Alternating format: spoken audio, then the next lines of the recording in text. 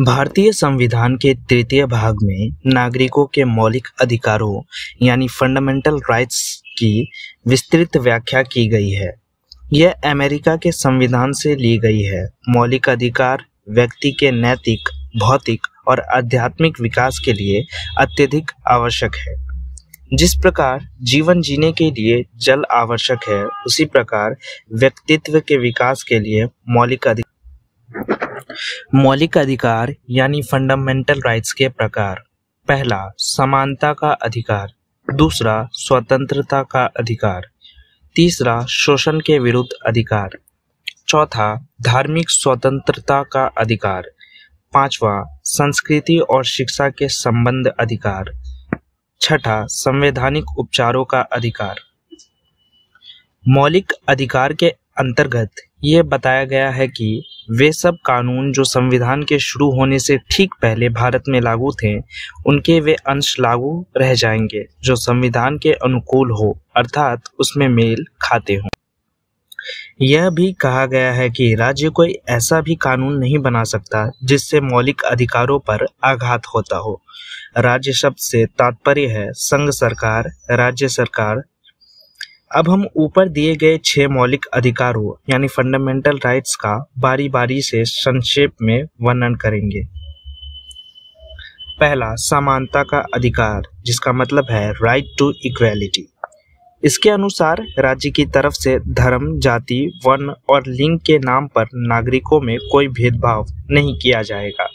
राज्य की दृष्टि से सभी नागरिकों को समान माना गया है, लेकिन राज्य के स्त्रियों, बच्चों तथा पिछड़े वर्ग लोगों के लिए विशेष सुविधा के नियम बनाने का अधिकार दिया गया है।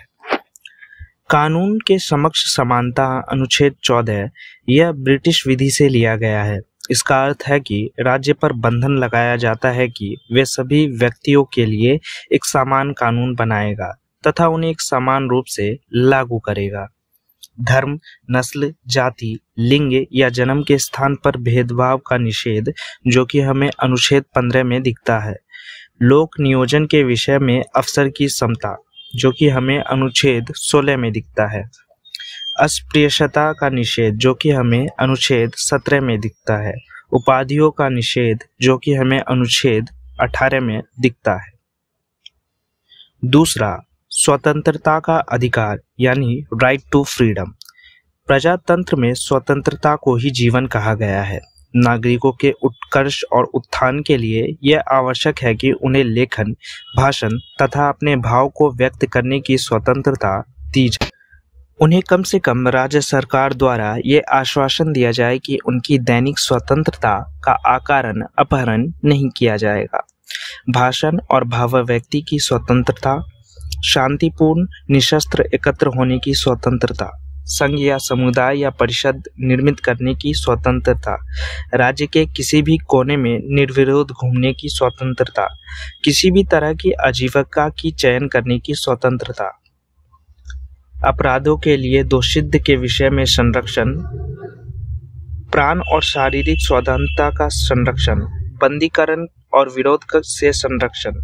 राज्य को यह अधिकार है कि वह किसी भी व्यक्ति को इन स्वतंत्रताओं पर नियंत्रण करे, यदि वह यह समझे कि इनके प्रयोग से समाज को सामूहिक तौर पर हानि होगी।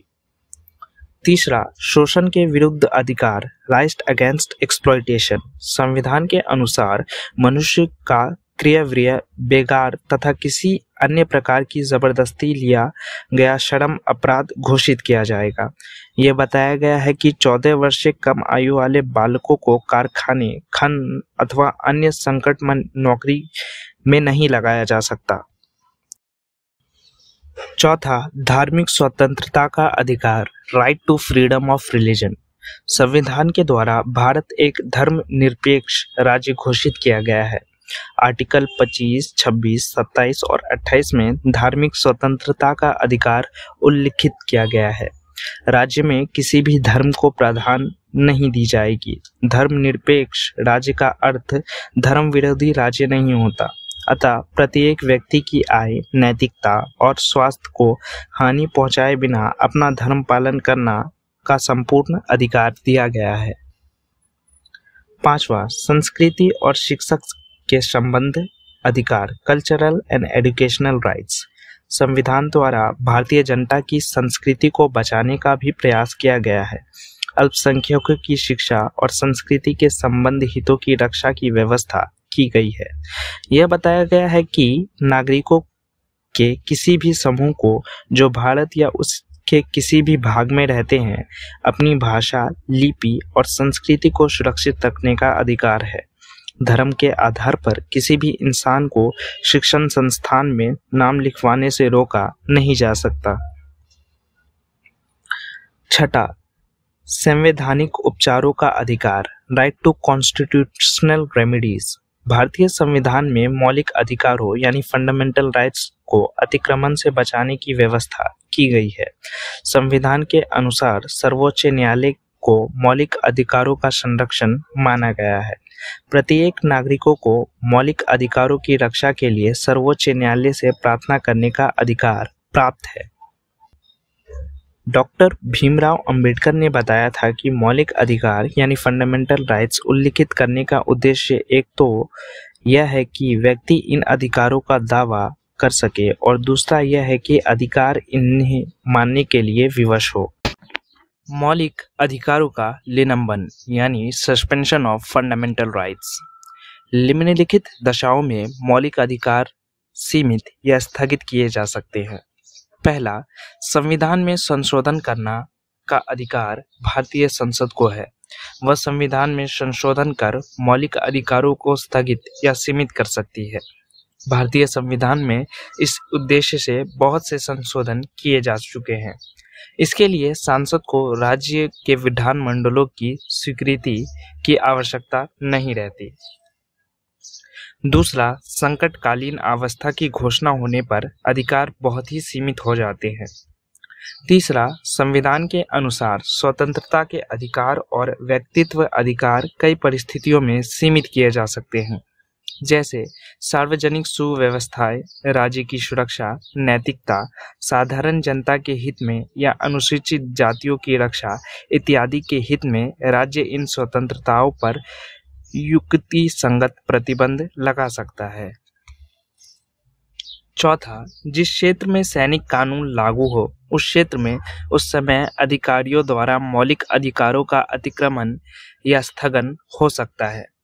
पांचवा, संविधान में यह कहा गया है कि सशस्त्र सेनाओं या अन्य सेना के सदस्यों के मामले में सांसद मौलिक अधिकार यानी फंडामेंटल राइट्स को सीमित या प्रतिबंधित कर सकती है।